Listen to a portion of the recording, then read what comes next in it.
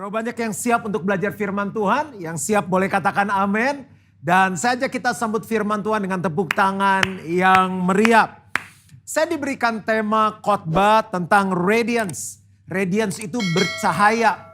Nah, bagaimana bercahayanya? Lewat sebuah proses yaitu yang namanya ketaatan. Begitu saya terima tema ini saya bilang wow keren. Karena saya pun bisa sampai saat ini karena saya belajar taat kepada Tuhan. Dan saya akan bacakan terlebih dahulu ayat kuncinya. Sebelum saya baca ayat ini saya mau tanya dulu sama semua yang mengikuti kebaktian pada hari ini. Siapa yang ingin hidupnya bercahaya? Wow, walaupun saya nggak bisa lihat, saya percaya semuanya pasti angkat tangan. Mungkin yang di bayangan kita bercahaya tuh seperti kayak yang di K-pop. Terus siapa tuh influencer yang keren. Dan orang-orang lain yang TOP, BGT. Nggak salah sih. Bahkan saya percaya yang lagi mendengarkan khotbah pada hari ini akan menjadi salah satu lebih mereka. Bahkan dipakai Tuhan dengan lebih dahsyat lagi. Cuma yang membedakan adalah prosesnya. Kita mau lewat jalannya Tuhan. Kita nggak mau menghalalkan segala cara lewat cara-cara yang lain. Kita mau lewat yang namanya ketaatan kepada firman Tuhan. Are you ready? Filipi 2 mulai ayat yang kelima. Hendaklah kamu dalam hidupmu bersama menaruh pikiran dan perasaan yang terdapat juga dalam Kristus Yesus. Yang walaupun dalam rupa Allah tidak menganggap kesetaraan dengan Allah itu sebagai milik yang harus dipertahankan. Melainkan telah mengosongkan dirinya sendiri dan mengambil rupa seorang hamba. Dan menjadi sama dengan manusia. Dan dalam keadaan sebagai manusia, ia telah merendahkan dirinya dan taat sampai mati, bahkan sampai mati di kayu salib. Kalau kita baca seterusnya, dia ditinggikan, dimuliakan oleh Bapa di surga, bersinar. Jadi ada kata kuncinya yaitu ketaatan. Nah, untuk kita bisa bercahaya, radiance, kita perlu taat. Saya akan membahas 4 hal saja sederhana. Bagaimana sih taat yang benar itu? Berarti kalau taat yang benar ada taat yang gak benar. Nah, kalau kita taat yang benar kita akan melakukannya dengan hati. Kita melakukannya dengan sukacita. Kita melakukannya tanpa bersungut-sungut dan biasanya tuh jangka waktunya panjang. Karena taat yang benar. Langsung mulai ya. Yang pertama, taat yang benar adalah taat karena percaya. Yohanes 3 ayat 36. Barang siapa percaya kepada anak tentunya Yesus, ia beroleh hidup yang kekal. Tetapi barang siapa tidak taat kepada anak, ia tidak akan melihat hidup, melainkan murka Allah tetap ada di atasnya. Saya mau tanya sekarang, siapa yang percaya kepada Tuhan Yesus? Benar nih, percaya. Cirinya apa? Kalau kita percaya, kita akan melakukan apa yang ada di firman-Nya. Karena dalam hidup sehari-hari, apa yang kita lakukan itu karena kita percaya hal itu. Contoh misalnya, saya nggak tahu ini kan karena kebaktiannya anak-anak muda ya. Anak-anak muda ada yang punya masalah sama berat badan gak sih? Kalau aku punya masalah dengan berat badan, jadi aku harus menjaganya, harus maintainnya. Karena cenderung naik. Dulu minum air gemuk. Ada saat-saat dimana lihat menu, belum pesan, baru lihat menu, sudah gemuk, coba bayangkan. Nah akhirnya keluarlah teori-teori. Ada yang bilang ini, bro, hidup udah susah, jangan dibikin susah lagi, nikmati saja. Ada yang bilang diet golongan darah. Ada yang bilang ini diet, jangan makan karbohidrat, makan protein aja, daging, ikan, ayam. Ada yang lagi bilang dietnya pakai jus. Ada lagi yang namanya diet, wah macam-macam deh dietnya.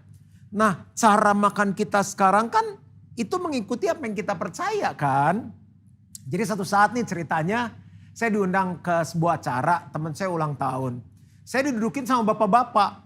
Teman saya punya istri, punya papa duduk di meja itu. Baru duduk, dia bilang gini, adek ini gemuk ya, overweight ya. Hati saya nih si om kenal juga belum ya kan. Om juga dulu kayak kamu katanya. Om turun nih sekarang. Saya lihat sih benar badannya kurus. Wah saya penasaran juga. Saya tanya gimana om caranya. Dia bilang golongan darah kamu apa? Wah saya nggak benar-benar saya nggak ingat golongan darah. Jadi saya tanya sama istri saya, golongan darah saya itu A. Dia tuh bacain ya, bacain itu hafal. Dia bilang, oke, kalau kamu golongan darah A, kamu ikutin ini ya. Dan kamu pasti kurus katanya. Dia bilang gini, jangan minum air soda, jangan minum susu sapi, jangan makan santan atau kelapa, susu murni serta es krim. Cumi-cumi, udang, kepiting, gurita, kodok, belut serta lobster. Jeruk, acar, pepaya, pisang raja, madu serta melon. Daging bebek, domba, kerbau, ayam utan, kelinci, angsa serta sapi. Pare, mentega, kentang, keju, ubi, tomat serta terong. Mau pingsan dengarnya. Saya bilang, Om, gak jadi, golongan darah saya bukan darah A, tapi darah Yesus. Dan saya tolak diet itu. Kenapa? Karena saya gak percaya. Dan bukan gak percaya, berat, Bo. Ada yang kasih penghiburan sama saya. Gak apa-apa, makan manis. Semut juga makan manis, tetap kurus. Semut kan sukanya gula. Terus udah percuma, jangan makan sayur, sedih hidup lu. Tuh gajah makan sayur, tetap gemuk katanya. Olahraga, jadi ada yang bilang makan apa aja yang penting olahraga. Dia bilang percuma bro, katanya itu lihat kuda Nil berenang tetap gemuk katanya. Ayo coba apa yang saya percaya. Akhirnya saya tiba apa yang saya percaya. Dan saya turun belasan kilo, ini dalam sejarah saya bisa maintain nih. Apa yang saya buat, olahraga teratur, ada hari istirahatnya gak olahraga. Setiap hari saya olahraga, lalu saya jaga makan saya. Saya ngerti kondisi tubuh saya bahwa ternyata gennya saya, hormonnya saya itu, kalau saya mau mempertahankan berat badan saja, itu saya harus makan lebih dikit dari orang lain, saya harus olahraga lebih dari yang lain. Saya tahu apa yang membuat saya cepat gemuk naik yaitu manis, goreng sama karbohidrat yang jelek seperti bami. Begitu saya balance itu in lebih sedikit daripada outnya. Turun berat badannya. Nah teman-teman, saudara-saudara percaya sama siapa? Kalau percaya sama Yesus lakukan dong. Sama yang Yesus katakan. Seringkali kita aneh, kita bilang Kristen, anak Tuhan, percaya Tuhan. Tapi yang kita lakukan semuanya di luar firman. Cari pacar harus seiman. Aduh yang seiman jelek-jelek pastor. Yang gak seiman lebih keren. Pacaran sama yang gak seiman. Nah itu gimana mau radiance. Gimana mau bersinar. Harus taat. Di firman Tuhan ada orang muda yang kaya.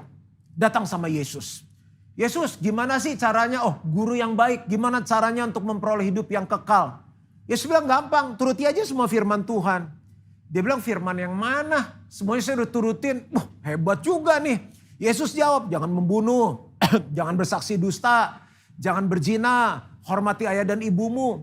Orang muda itu jawab gini, semuanya sudah kulakukan, apalagi yang kurang. Yesus bilang kalau kamu mau sempurna, pulang, kan ini kan orang kaya kan, jual semua hartamu. Lalu kasih sama orang miskin, kembali kepada aku dan ikut aku. Kan dia yang nanya. Pengen punya hidup kekal gimana caranya? Yesus kasih tahu. Dia bilang semua udah kulakukan. Apalagi yang kurang? Yesus kasih tahu yang kurang. Mestinya dia bilang apa sama Yesus? Aduh terima kasih Yesus. Akhirnya aku berhasil. Alkitab catat lalu pergilah orang muda itu karena sedih hatinya. Nggak bilang terima kasih. Nggak bilang dadah Yesus. Enggak. Berarti kemungkinan dia nggak percaya Yesus. Dia lebih percaya sama hartanya. Di mana hartamu berada, di situ hatimu berada. Ayo, hati kita di mana? Siapa yang mau bersinar hidupnya? Taat. Jangan taat sembarang taat. Taat karena kita percaya. Siapa yang kau percaya? Yang kedua, taat yang benar itu taat karena mengasihi. Siapa yang sayang Tuhan? Angkat tangannya. Benar sayang Tuhan? Coba gini dulu semuanya. Sarangeo Tuhan Yesus.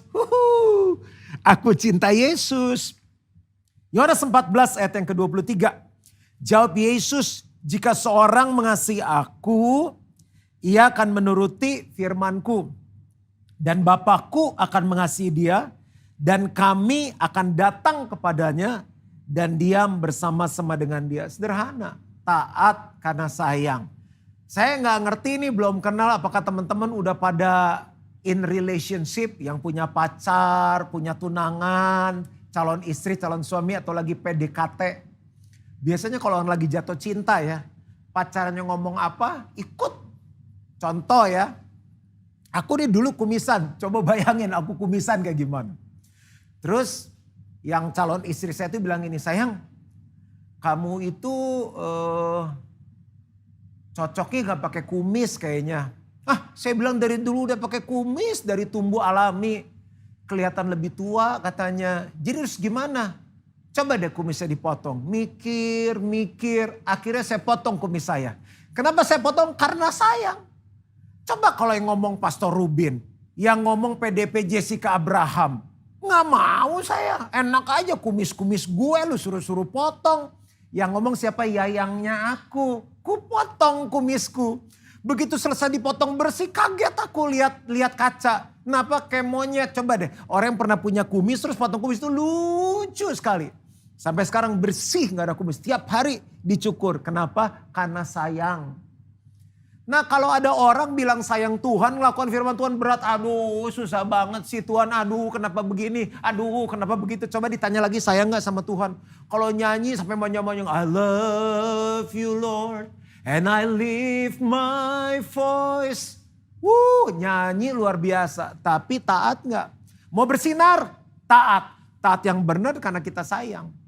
Dalam hidup saya sehari-hari saya belajar taat kok, gak gampang. Tapi belajar bisa, proses. Tiap hari. Saya kasih tahu apa? Tiap hari belajar taat. Hari ini lulus, besok belajar lagi. Hari ini lulus, besok taat lagi.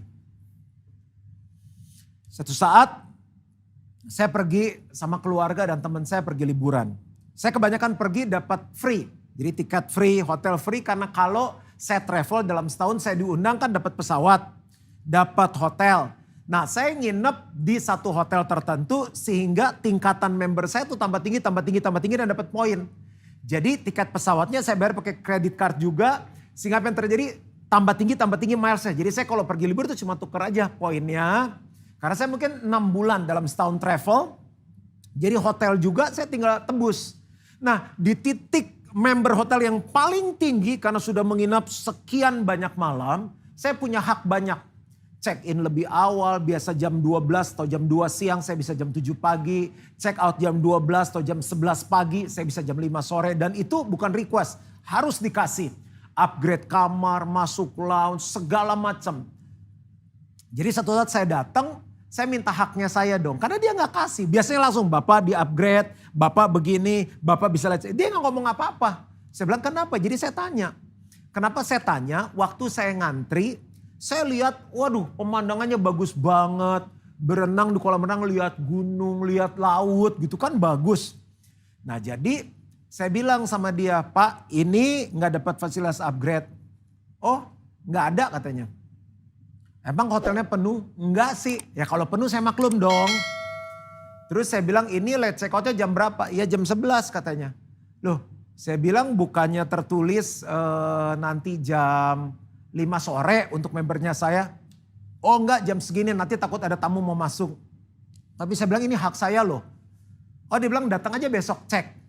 Oke lah karena kita 2 malam kan. Jadi beberapa hal yang saya tanya gak dikasih. Aduh udah kesel banget ya. Besoknya tanya dia bilang ini. Nanti aja pas besok mau check out mau pulang baru tanya. Kan itu ngeselin banget kan. Kan kita mau berenang tujuannya ya repot dong beberes. Misalnya kasih tahu bisa atau enggak. Jadi saya bilang saya udah mau pulang, udah beresin koper baru tanya diperpanjang atau tidak. Ya barang udah masuk semua ke koper. Mulai emosi. Ngomong bahasa Inggris jadi lancar loh kalau emosi itu. Jadi dia bilang datang besok. Nah saya pergi sarapan. Di tengah sarapan Roh Kudus bilang sama saya.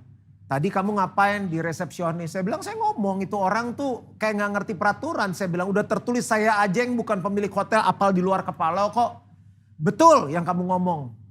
Tapi cara kamu ngomong harusnya gak seperti itu. Ngapain mesti ngomong seperti itu? Katanya mau jadi serupa Yesus. Ya orangnya kayak begitu. Sekarang balik minta maaf. Loh saya bilang dia harus minta maaf dong sama saya. Kamu balik minta maaf kan mau jadi serupa Yesus. Sarapan enak langsung gak enak. Tapi karena saya mau taat. Kenapa saya mau taat? Karena saya sayang sama Yesus. Saya balik kayak orang bodoh benar. Saya bilang sir I do apologize. I was not supposed to behave like that. Saya minta maaf harusnya saya gak bersikap seperti itu. Dia bengong aja ngeliatin saya. Gak ada perubahan apa-apa. Tetap aja check outnya jam 11 pagi. Tapi apa yang terjadi? Hatiku plong. Karena aku lulus. Aku taat. Kenapa aku taat? Karena aku sayang sama Tuhan Yesus. Buat apa aku menang dapat late check out tapi hidupku gak menyenangkan Tuhan. Ingin bercahaya, taat. Kenapa taat? Karena sayang sama Tuhan. Sederhana, tapi memang gak gampang dilakukannya. Apakah kita belajar sesuatu sampai di sini? Yang belajar sesuatu katakan amin. Yang ketiga, taat yang benar tuh gimana sih? Kan mau bercahaya kan? Taat. Taat karena mengerti. Ada orang taat gak ngerti, ikut-ikutan. Yang lain, kita harus ngasih gak sih? Dia ngasih persembahan.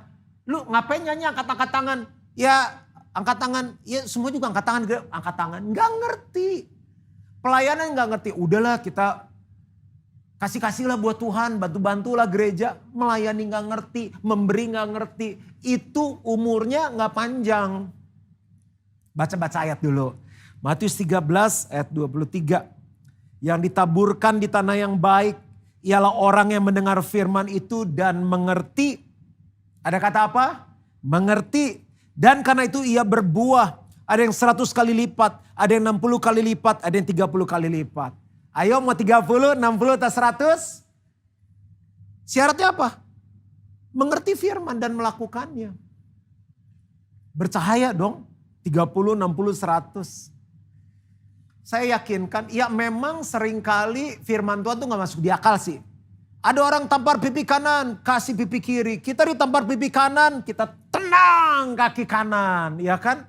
Banyak yang masuk akal, berkatilah musuhmu. Berdoalah bagi mereka yang menganiaya kamu. Tapi ternyata Roh Kudus akan memberi kita pengertian kepada firman yang kita baca. Kalau gak ngerti, gak usah ditolak dulu. Roh Kudus ajarin aku. Tolong buat aku mengerti karena aku mau taat dan aku mau berbuah. Pertanyaan, kenapa teman-teman membawa perpuluhan ke dalam rumah Tuhan, ke gereja lokal? Ya daripada nanti dimakan belalang pelahap, nanti kena kutuk loh. Nanti kena kutuk, nanti keserempet bemo loh. Aduh kok bawa perpuluhan karena gitu. Bawa perpuluhan karena kita mengasihi Tuhan. Karena kita tahu semua yang Tuhan kasih itu hanya titipan, kepercayaan dan itu milik Tuhan. Dan waktu saya kembalikan 1/10 itu adalah tanda hormat saya, tanda cinta saya, tanda syukur saya kepada Tuhan. Ayo kenapa kita melayani? Karena Tuhan lebih dulu melayani kita. Itu adalah bentuk penghormatan kita untuk membalas kasih Tuhan yang luar biasa. Tuhan gak minta balasan, cuma kita aja mau mengasihi Tuhan lewat perbuatan hidup kita. Ayo kenapa kita mengangkat tangan? Itu adalah tanda kita mengasihi. Tanda kita berserah. Aku gak sanggup Tuhan. Karena aku percaya saat aku angkat tangan Tuhan turun tangan. Aku ingin memeluk Engkau. Itu artinya. Nah ada banyak hal yang kita perlu redefinisi lagi dan tanyakan kenapa saya melakukan hal ini. Ayo kenapa kalau mau menikah pacarnya harus sepadan, seiman. Cuma nanya doang, nanti tanya jawabannya sama kakak pembina, sama gembalanya. Saya cuma maksudnya ngasih pertanyaan-pertanyaan. Ngasih pertanyaan-pertanyaan. Jadi jangan taat buta. Ya nanya-nanya malu atuh kak. Malunya paling cuma 2 detik, habis itu kita jadi pinter. Nanya sama Tuhan, berserulah kepadaku. Maka aku akan beritahukan kepadamu hal-hal yang besar. Bahkan hal-hal yang tidak engkau pahami. Ya, jadi jangan malu bertanya kepada ketua sel, ketua kelompok. Kepada ketua youth kita, kepada gembala kita, kepada kakak-kakak rohani kita. Dan yang terutama bertanya kepada Roh Kudus. Dan saya usul kita kan sekarang udah bisa Google. Kalau nggak ngerti kita bisa Google sendiri kok. Matius 5 ayat 11 artinya apa? Kita bisa cari sendiri. Belajar mengerti firman. Dan yang keempat, yang terakhir. Taat yang benar itu seperti apa sih? Taat karena kita mau jadi berkat. Ketaatan kita akan jadi berkat. Ini ayat saya yang terakhir 2 Korintus 9 ayat yang ke-13. Dan oleh sebab kamu telah tahan uji dalam pelayanan itu, mereka memuliakan Allah karena apa? Ketaatan kamu dalam pengakuan akan Injil Kristus. Dan karena kemurahan hatimu dalam membagikan segala sesuatu dengan mereka dan dengan semua orang. Saya ulangi bagian pertamanya. Dan oleh sebab kamu telah tahan uji dalam pelayanan itu, mereka memuliakan Allah karena apa? Ketaatan kamu. Lewat ketaatan kita, orang bisa diberkati dan datang kepada Tuhan. Saya tutup dengan cerita ini. Jadi kami mendapatkan pengajaran di gereja dari pemimpin kami, nilai-nilai kekudusan. Salah satunya adalah waktu kita mau masuk dalam pernikahan, kita harus dalam keadaan yang kudus. Jadi waktu saya menyatakan cinta sama calon istri saya dulu, dan dia juga ternyata mencintai saya, ini baru pertama kali ngomong nih, langsung saya bilang begini, Lus, kita pacaran jangan terlalu lama, kita mau menikah. Bingung kali cewek dengar saya ngomong gitu ya. Karena kita dinasehati yang ideal tuh baik 1 sampai 3 tahun. Ini ahli-ahli pernikahan yang bilang. Dan saya bilang saya nggak akan cium kamu dan kita nggak akan berhubungan seks sampai kita diberkati nikah. Terus calon istri saya dulu pacar saya langsung diem ngeliatin saya. Terus dia bilang gini, siapa yang mau dicium katanya gitu. Terus di hati saya, kegeeran kali gue ya. Jadi saya saking polosnya tuh karena pengen hidup dalam ketaatan. Saya ngomong aja di depan deh. Lu mau, gak mau ya udah. Pokoknya ini prinsipnya saya. Ternyata setelah ngomong gitu gak gampang. Tapi yang saya jalani sampai kita diberkati dalam pernikahan. Bener-bener ya gitu.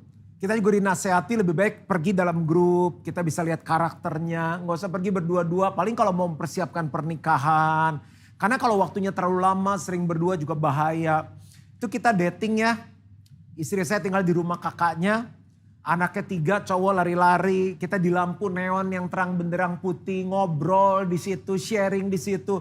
Paling pergi makan pulang lagi. Kalau nggak pergi rame-rame. Pergi sama teman-teman kelompok sel. Itu kita lakukan. Dan kita lulus. Saya cium istri saya pertama kali setelah diberkati pernikahan. Dalam nama Tuhan Yesus, amin. Itu ciuman pertama saya kepada istri saya.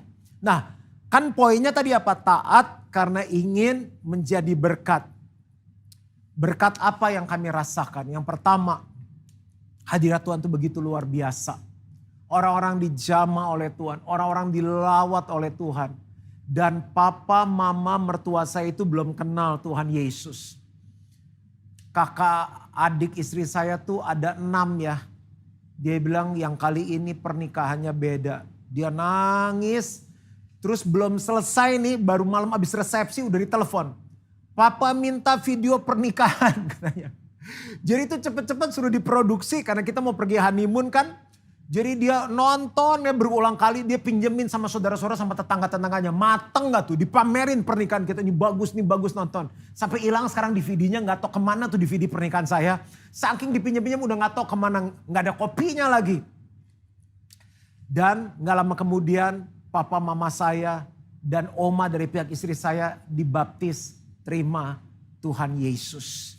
Surah berkat yang luar biasa apalagi berkat yang berikutnya. Karena ketaatan kami bisa mengajarkannya kepada jemaat. Karena kita yang meneruskan kan pelayanan ini. Dan tim pengembalaan kita, Pastor Owen dan lain-lain. Itu mereka mengikuti juga. Jadi setelah diberkati nikah baru pertama kali cium pacarnya.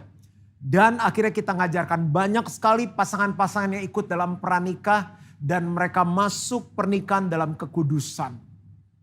Bukan hanya itu.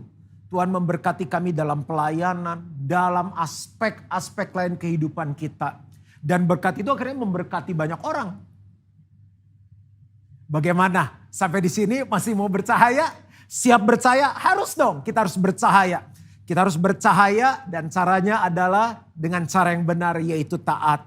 Dan kita belajar 4 hal hari ini, saya simpulkan firman Tuhan.